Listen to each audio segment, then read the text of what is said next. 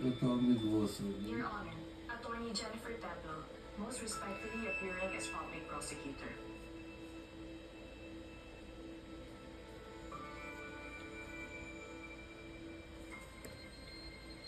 Your Honor, Attorney Alexander Roman, appearing as the defense counsel for the accused. Your Honor, for the defense, we would like to present a documentary evidence. Exhibit 3, the closed circuit TV footages of Sangre. The purpose of which is to show that the accused could not have killed the victim, as both were unconscious while entering the premises. Also in the video, it shows that there are also 3 other accomplices involved in the incident inside the motel.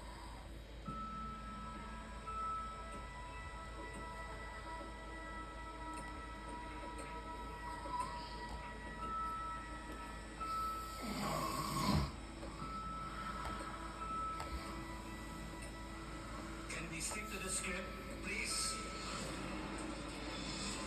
Harap ka sa forte.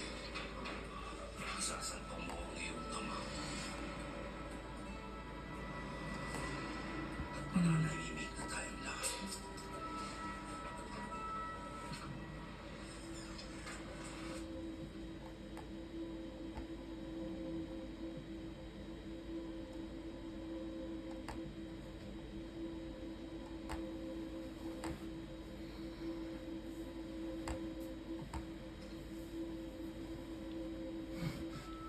Wherefore, premises considered, accused David Baguio Roman is hereby acquitted of the crime charged based on reasonable doubt, and is ordered immediately released from detention unless he is being lawfully detained for another cause. Let an entry of final judgment be issued immediately.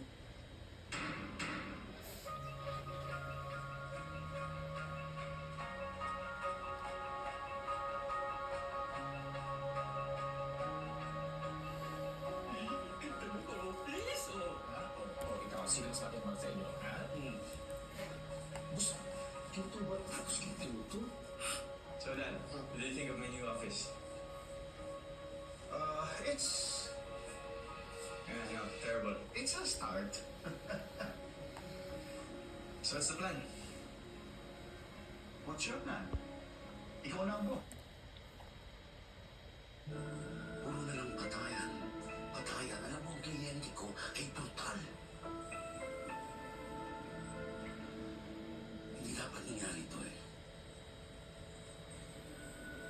You're like family to me. Nadia was supposed to be drugged as a warning to David. Walang dapat mamata. Hindi dapat mangyari ito.